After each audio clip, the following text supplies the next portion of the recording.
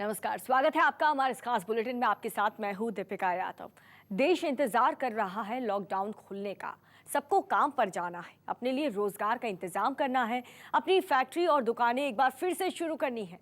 उम्मीद भी यही है कि 4 मई से अगर लॉकडाउन का तीसरा चरण शुरू हुआ तो कुछ और रियायत और राहत मिल सकती है। लेकिन सवाल यह है कि लॉकडाउन जारी रहा तो कामकाज शुरू कैसे होगा। सरकार तो इस आइडिया पर काम कर रही है, लेकिन आज देश के बड़े उद्योगपति आपको न्यूज़ 24 पर यह बताएंगे कि कैसे लॉकडाउन में डूबे रही अर्थव्यवस्था को पटरी पर लाने के लिए क्या क्या उपाय किए जा सकते हैं, ताकि कोरोना का संक्रमण भी रोका जा सके और मंदी के संक्रमण से भी बचा जा सके।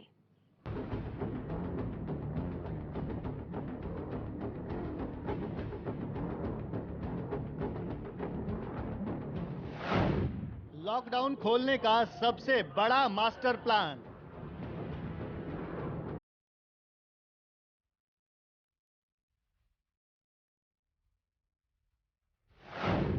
सबसे कारगर आइडिया से खुल सकता है लॉकडाउन।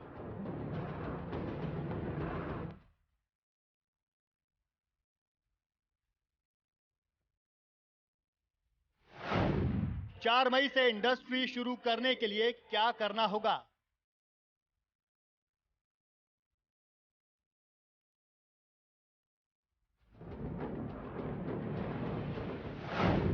किस उपाय से लॉकडाउन में शुरू हो सकते हैं उद्योग?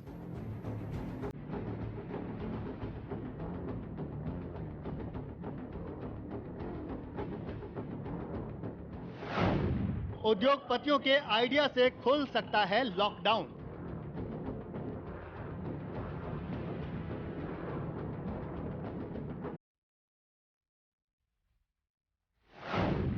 लॉकडाउन में अर्थव्यवस्था सुधारने का असरदार idea.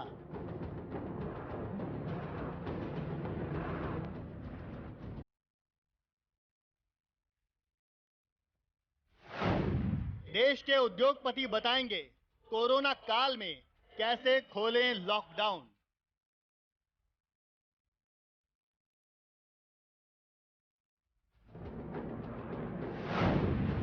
Anant Singhania, CEO, JK enterprises. Sandeep Agarwal, chairman, telecom committee, chamber of commerce. Mukesh Mohan Gupta, अध्यक्ष, चैम्बर ऑफ इंडियन एमएसएमई। देश के ये उद्योगपति आपको बताएंगे कि कैसे कोरोना और लॉकडाउन के दौर में अर्थव्यवस्था को दोबारा सुरक्षित तरीके से शुरू किया जा सकता है। सवाल यह है कि क्या भारत जैसी घनी आबादी और विशाल क्षेत्रफल वाले देश में लॉकडाउन को मौजूदा दौर में खोला जा सकता है?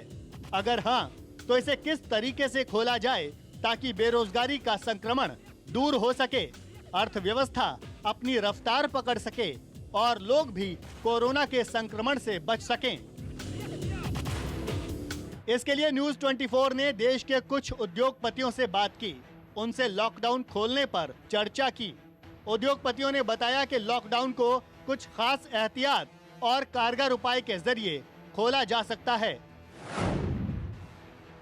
ये हैं उद्योगपति Sandeep Agarwal, chamber of commerce की टेलीकॉम कमेटी के चेयरमैन। संदीप अग्रवाल का मानना है कि काम करने के समय और कुछ नियमों में बदलाव करते हुए उद्योगों को शुरू किया जाना चाहिए। हम सपोर्ट करते हैं कि अगर गवर्नमेंट ये करे कि हमको 12 घंटे अलाउ करे और जो 26 दिन 8 घंटे, मतलब कि करीबन 208 घंटे एक वर्कर काम करता है कंपनी में, वो 12 घंटे की शिफ्ट के हिसाब से ड्यूटी कर पाए और जितनी वो ड्यूटी आवर्स कर पाए उसके हिसाब से हम उनको सैलरी दे दें। हो क्या रहा है कि आज की डेट में जो वर्कर्स काम पे नहीं आ रहे, उनको ये गलतफहमी है या एक्चुअली खुशफहमी है कि अगर वो काम पे आए तब भी पैसे मिलेंगे, नहीं आए तो भी पैसे मिलेंगे, तो फिर वो काम पे क्यों आए? तो ये मैं ज्यादा वर्कर्स नहीं कह रहा, 1/3 अमाउंट वर्कर हैं जो ऐसा कर रहे हैं। उसकी वजह से जो वर्कर काम पे आ रहे हैं वो दुखी है।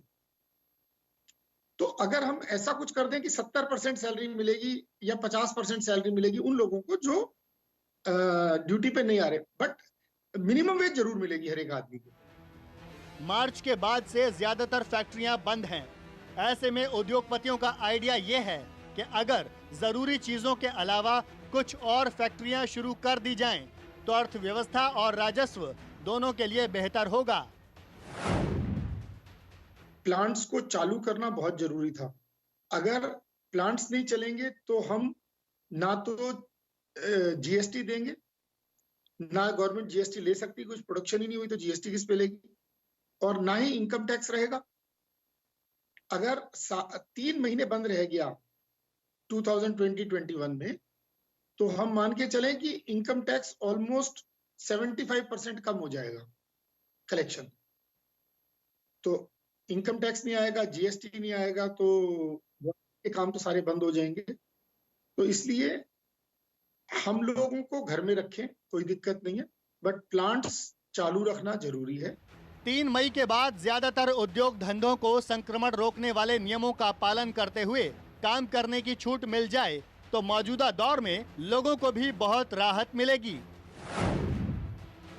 अगर हम ही नहीं रहेंगे तो अर्थव्यवस्था क्या करेगी? तो हमारा तो ये सोचना है कि we are with Modi ji on this, कि हमारे को अर्थव्यवस्था जरूरी है। उसके लिए बहुत अच्छा काम हो रहा है कि देखिए, जो होटल्स हैं, रेस्टोरेंट्स हैं, रिलीजियस फंक्शंस हैं, उस पे हमारे को जाना मना है, मगर फैक्ट्रीज जो है हमारे वो चालू हो गए हैं। ऑफिसेज बंद है मगर वो हम वर्क फ्रॉम होम कर पा रहे हैं। फैक्ट्रीज के अंदर प्रोडक्शन नहीं हो सकती वर्क फ्रॉम होम से, इसलिए फैक्ट्रीज को 30%, 35% लेवल तक गवर्नमेंट ने अलाउ कर दिया है with 12 hour working.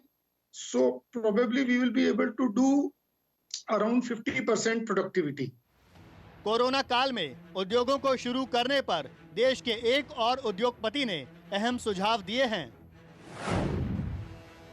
JK group garment समेत कई तरह के उद्योग चलाता है। जेके एंटरप्राइजेस के सीईओ अनंत सिंघानिया के मुताबिक मध्यम और छोटे उद्योगों को आर्थिक पैकेज और काम करने की छूट दोनों की जरूरत है।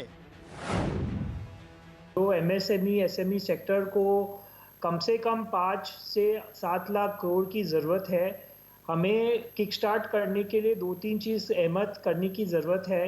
एक है टैक्सेशन की तरफ से, जो आपकी इनडायरेक्ट टैक्सेशन है, whether it is GST, whether it is your income tax, इसमें कुछ ना कुछ छूट देने की ज़रूरत है ताकि लोग ये आइटम्स कंज्यूम करें। अनंत सिंघानिया का मानना है कि अगर सरकार 3 मई के बाद छोटे और मध्यम कारोबारियों को आर्थिक पैकेज देती है तो बाजार में कैश फ्लो बढ़ेगा। इसके सकारात्मक नतीजे बहुत जल्द मिलने लगेंगे। एक सजेशन मैंने कोई ना कोई वेबिनार में सुना था, बहुत अच्छा लगा मुझे, कि हम जीएसटी या तो 0 कर दें या 50% कर दें अगले 3 महीने के लिए। इससे क्या होगा, जो लोग कंज्यूम करेंगे उन्हें मालूम है कि 3 महीने में ये जीएसटी बढ़ने वाली है, तो वो डेफिनेटली जो बॉर्डर लाइन में है वो कंज्यूम कर लेंगे। जेके एंटरप्राइजेस का एक आइडिया ये भी है कि 3 मई के बाद जरूरी सेवाओं वाली फैक्ट्रियों को ठीक से काम करने के लिए कारीगरों की जरूरत है और इसके लिए कुछ नियमों के साथ पब्लिक ट्रांसपोर्ट भी शुरू किया जाना चाहिए। ऐसा ना होने की वजह से इजाजत मिलने के बावजूद फैक्ट्रियां शुरू नहीं हो पाई हैं। जो ग्रीन जोन्स हैं, बहुत सारे डिस्ट्रिक्ट में कोई कोविड केस है नहीं, वहाँ खुलने की बहुत बिल्कुल ही खुल जाएगी।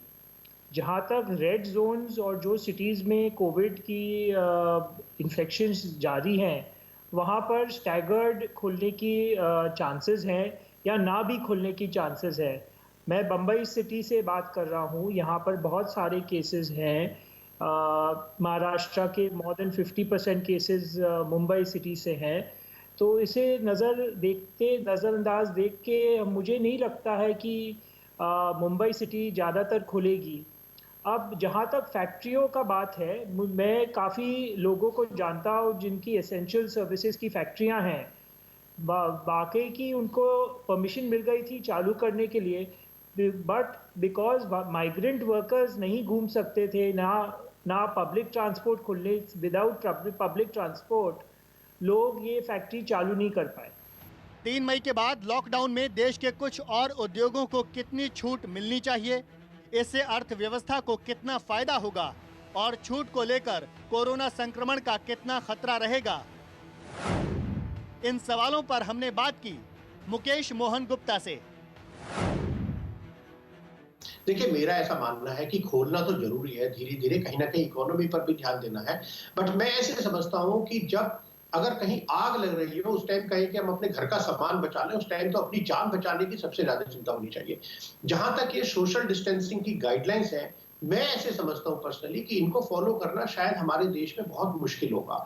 और जब मैं कहता हूं बहुत मुश्किल, तो उसका कारण ये है कि देखिए, अगर हमने ये जो उद्योग धंधे शुरू कर देंगे तो हमें पब्लिक ट्रांसपोर्ट भी कहीं ना कहीं शुरू करनी पड़ेगी। ऐसा नहीं हो सकता कि पब्लिक ट्रांसपोर्ट बंद रहे और उद्योग धंधे या व्यापार चालू हो जाए। अगर एक बार हमने ये पब्लिक ट्रांसपोर्ट शुरू कर दिया तो हम अनुमान लगा सकते हैं कि अगर हमारी मेट्रो चल गई, हमारी रेल्स चल गई, हमारे बस चल गए, तो वहां पर कोई और ऑप्शन नहीं है कि आदमी एक के ऊपर एक चढ़ा होता है। सोशल डिस्टेंसिंग की धज्जियां उड़ जाएंगी। करीब 3 महीने से दुनिया की अर्थव्यवस्था हर रोज बदहाल हो रही है। आर्थिक मंदी, बेरोजगारी, ठप पड़े उत्पादन और लॉकडाउन में दम तोड़ती अर्थव्यवस्था को पटरी पर लाने की कोशिशें शुरू हो चुकी हैं। अमेरिका, स्वीडन, सऊदी अरब और साउथ अफ्रीका समेत दुनिया के कई देश या तो लॉकडाउन खोल चुके हैं या खोलने की पूरी प्लानिंग कर चुके हैं। अब बारी भारत की है। IMF कह चुका है कि कोरोना के इस संकट भरे दौर के बावजूद भारत की अर्थव्यवस्था कई बड़े देशों से बेहतर रहेगी। अब जरूरत है पूरी तरह लॉकडाउन के दौर में बदलाव करते हुए कुछ रियायतों के साथ उद्योग धंधों को दोबारा शुरू करने की इजाजत मिले। इससे कोरोना के निराशा भरे दौर में बेरोजगारी और आर्थिक मंदी की मुसीबत तेजी से कम होगी। Bureau report, news 24। तो देश दुनिया में कोरोना वायरस जो महामंदी लेकर आया है, उसे लेकर के भारत और चीन के लिए थोड़ी राहत की बात यह है कि हमारी और चीन की अर्थव्यवस्था के हालात बाकी देशों से कंपेयर करें तो वो बेहतर रह सकते हैं। फिर भी कोरोना के बाद वाली दुनिया की अर्थव्यवस्था काफ़ी बदली हुई होगी। देखिए कोरोना के बाद की आर्थिक दुनिया।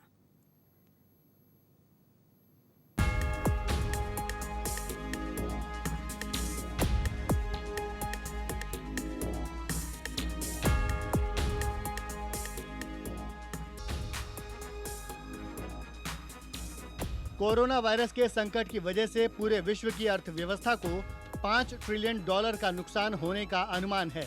अगर ऐसा हुआ तो ये वैश्विक अर्थव्यवस्था से जापान के बाहर होने जैसा होगा। वॉल स्ट्रीट बैंक्स की रिपोर्ट के मुताबिक अगले 2 साल में दुनिया भर की अर्थव्यवस्था को $5 ट्रिलियन का बड़ा नुकसान झेलना पड़ सकता है। ब्लूमबर्ग की रिपोर्ट के मुताबिक 1930 की मंदी के बाद दुनिया पर यह सबसे बड़ा आर्थिक संकट है। हालांकि अनुमान है कि अर्थव्यवस्था में लॉकडाउन की स्थिति अगले कुछ हफ्तों में खत्म हो सकती है, लेकिन सभी देशों की अर्थव्यवस्थाओं को उसके बाद संभलने में काफी वक्त लगेगा। तो जिस देश की अर्थव्यवस्था डिमांड पर, मांग पर आधारित रहती है, वो अर्थव्यवस्था बहुत जल्दी उभर के आती है। इसीलिए IMF ने ये भविष्यवाणी करी है कि जब G20 के सारे देशों में जब रिसेशन होगा तो भारत उस समय भी 1.9% पे बढ़ रहा होगा इस साल में। अर्थव्यवस्था को बुरी तरह घायल करने वाले कोरोना वायरस की वजह से अमेरिका समेत बड़े बड़े संपन्न देश भी पहले जैसे नहीं रह जाएंगे। लेकिन अच्छी बात यह है कि IMF यानी अंतर्राष्ट्रीय मुद्रा कोष ने भारत और चीन की अर्थव्यवस्था के बेहतर रहने का अनुमान लगाया है, जो कि एशिया समेत सारी दुनिया के लिए अच्छी खबर है। IMF के मुताबिक 2020 में अमेरिकी अर्थव्यवस्था -5.9%, तो 2021 में 5.8% रहने का अनुमान है। यूरोजोन में मौजूदा GDP -7.5% और 2021 में 4.7% रहने का अनुमान है। जापान की मौजूदा GDP -5.2%, तो 2021 में 3% रहने का अनुमान है। ऐसे ही ब्रिटेन की जीडीपी -6.5% और 2021 में 4% रहने का अनुमान लगाया गया है। चीन की जीडीपी ग्रोथ 1.2% है, जो 2021 में 9.2% तक ग्रोथ कर सकती है। और भारत की मौजूदा अर्थव्यवस्था 4.5% है, जो 2021 में बढ़कर 7.5% तक रह सकती है। IMF का ये अनुमान भारत के लिहाज से अच्छा माना जा रहा है। IMF के आर्थिक जानकारों के मुताबिक 1 दशक पहले भी आर्थिक संकट आया था, लेकिन तब संभलने में ज्यादा वक्त नहीं लगा था। हालांकि इस बार हालात उससे काफी अलग और बदतर हैं। ऐसी स्थिति में सभी देशों की अर्थव्यवस्था के पॉलिसी मेकर्स संकट से उबरने का प्लान तैयार कर भी लेंगे तो उसे पूरी तरह अमल में लाने और उसके अच्छे नतीजे आने में बहुत मशक्कत और वक्त लगेगा। कोरोना महामारी ने दुनिया को ऐतिहासिक संकट में डाल दिया है।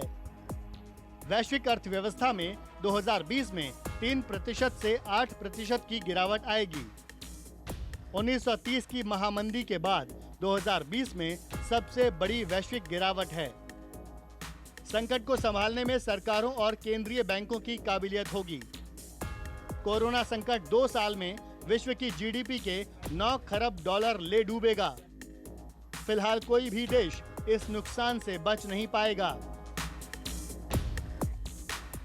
2020 की दूसरी छमाही में कोविड-19 महामारी पर काबू पा लिया गया तो अगले साल वैश्विक विकास दर 5.8% पर आकर संभल सकती है। So for the first time since the Great Depression, both advanced economies and emerging and developing economies are in recession. For 2020, growth in advanced economies is projected at -6%. Emerging market and developing economies, which typically have normal growth levels well above advanced economies, are also projected to have negative growth of -1% and -2.2% if you exclude China. Collaborative effort is needed to ensure that the world does not deglobalize, so that the recovery is not damaged by further losses to productivity. Domestic and international policy responses need to be large, rapidly deployed, and speedily recalibrated as new data becomes available. The courageous actions of doctors and nurses around the world need to be matched by policymakers so we can jointly overcome the crises. IMF के मुताबिक 2020 में हो रहे नुकसान की आंशिक भरपाई 2021 में हो सकती है, लेकिन कोरोना महामारी के ज्यादा देर दुनिया में रहने पर इसमें भी मुश्किलें आएंगी। हालांकि इतना तय है कि जीडीपी की दर कोरोना से पहले वाले दौर में बहुत कम ही रहेगी। साथ ही हालात किस हद तक सुधर पाएंगे, इसे लेकर भी अनिश्चितता है। मुमकिन है कि सारी दुनिया में विकास के पैमाने पर बेहद खराब नतीजे आएं। 1991 के बाद ऑस्ट्रेलिया को पहली बार मंदी का सामना करना पड़ सकता है। जो देश बहुत ज्यादा कर्ज में दबे हैं, उनके हालात और खराब होंगे। लंबे लॉकडाउन से दुनिया में आर्थिक गतिविधियां ठप पड़ गई हैं। आर्थिक दुष्प्रभावों से निपटने के लिए IMF ने 4 प्राथमिकताएं बताई हैं। पहला, हेल्थ केयर सिस्टम में ज्यादा पैसा लगाया जाए। दूसरा, कर्मचारियों और कारोबारियों को वित्तीय मदद दी जाए। तीसरा, केंद्रीय बैंक अपनी मदद जारी रखें और ठोस योजनाएं बनें। चौथा, कोरोना की वैक्सीन और इलाज की दिशा में मिलकर काम करें। कई विकासशील देशों को आने वाले महीनों नहीं बल्कि सालों तक कर्ज की जरूरत पड़ेगी। साथ ही लिए गए कर्ज से राहत की जरूरत पड़ेगी और अपनी अर्थव्यवस्था को मजबूत बनाने की चुनौती के सामने फिर से उठकर दिखाना होगा। Bureau report, news 24। क्या आप जानते हैं कि सिर्फ एक वायरस ने कैसे पूरी दुनिया की अर्थव्यवस्था को बदल के रख दिया है? सिर्फ 3 महीने में कोरोना दुनिया को कई मायनों में 10 साल पीछे ले गया है। अंतर्राष्ट्रीय मुद्रा कोष यानी कि IMF के मुताबिक विकसित देश में अर्थव्यवस्था 2022 से पहले बेहतर नहीं होगी, यानी मौजूदा मंदी 2022 तक असर दिखाएगी। IMF का अनुमान है कि अमेरिकी अर्थव्यवस्था को इस साल 5.9% का नुकसान हो सकता है। 1946 के बाद 2020 में ये अमेरिकी अर्थव्यवस्था को सबसे बड़ा नुकसान होगा। IMF का ये भी अनुमान है कि अमेरिका में इस साल बेरोजगारी दर 10.4% रहने की संभावना है। 2021 तक अमेरिकी अर्थव्यवस्था में 4.7% की दर से धीरे धीरे सुधार की उम्मीद है। IMF के मुताबिक अमेरिका में बेरोजगारी दर अब अप्रैल में सर्वाधिक 20% तक जा सकती है। इसके अलावा रेटिंग एजेंसी फिच के मुताबिक विश्व की अर्थव्यवस्था में 3.9% की गिरावट आएगी। चीन और भारत की विकास वृद्धि दर 1% से कम रहने का अनुमान है, यानी कि विकास की रफ्तार 0 से महज 1% ऊपर रहेगी। रेटिंग एजेंसी फिच के मुताबिक अगर एक और महीने दुनिया की अर्थव्यवस्था इसी तरह बंद रही तो इनकम 2% तक घट जाएगी। अगर आपको हमारा ये वीडियो पसंद आया हो तो इसे लाइक और शेयर जरूर करें। अगर इस वीडियो पर आपकी कोई राय है तो नीचे कमेंट भी कर सकते हैं। और हाँ, देश और दुनिया की तमाम खबरों से वाकिफ रहने के लिए अभी सब्सक्राइब करें न्यूज़ 24 का YouTube चैनल। न्यूज़ 24, निष्पक्ष खबरें।